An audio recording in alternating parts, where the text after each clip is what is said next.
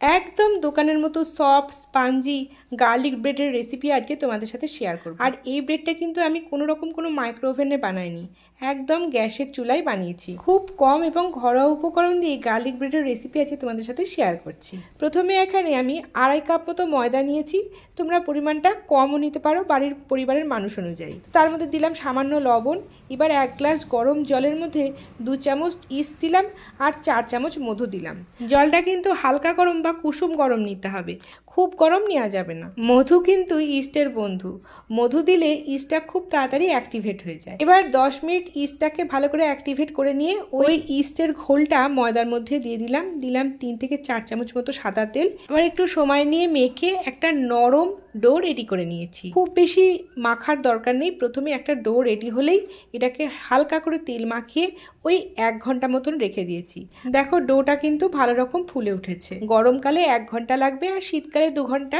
এখন যেহেতু গরমকাল, এখনই যদি বানাও ওই 1 ঘন্টার মধ্যেই কিন্তু ডবল সাইজের হয়ে যাবে। এবার সামান্য ময়দা ছিটিয়ে এই ময়দাটাকে আমি খুব ভালো করে হাতের তালুর সাহায্যে স্ট্রেচ করে করে মেখে নিচ্ছি, যাতে এটা বেশ স্ট্রেচি হয় এবং ব্রেডটা খুব সুন্দর ফ্লাফি হয়। এইভাবে কিন্তু সামান্য ময়দা এবং তেল দিয়ে ভালো করে মেখে নিতে হবে ওই মিনিট 10-এর মধ্যে। মিনিট 10-এর মধ্যে এর স্টিকি ভাবটাও কমে যাবে, এটা একদম লুচি পরোটার ডোয়ের মতো হয়ে যাবে। তো দেখো এটা কিন্তু আমার প্রায় রেডি হয়ে গেছে। এটাকে এবার ওই 2-3 মিনিট রেখে এটার থেকে ছোট ছোট লেচি কেটে নিয়েছি।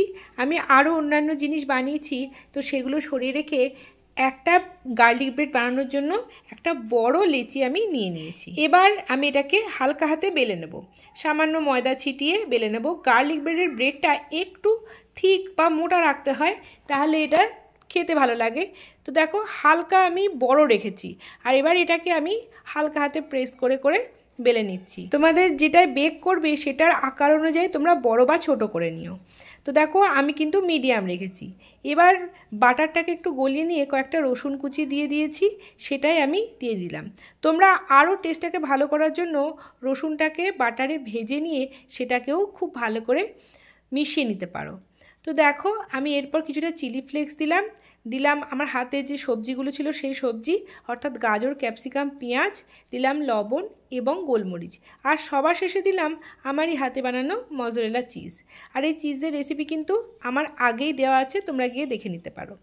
এবার এক প্রান্তে সামান্য জল দিয়ে অপর প্রান্তটা ওই প্রান্তে ভালো করে লাগিয়ে মুড়ে দিচ্ছি, যাতে বেক করার সময় ভেতরে চিজগুলো বেরিয়ে না যায়। এবার ছুরির সাহায্যে হালকা করে কাট লাগিয়ে দিচ্ছি, তাহলে কিন্তু ব্রেডটা দেখতে ভারী সুন্দর হয়।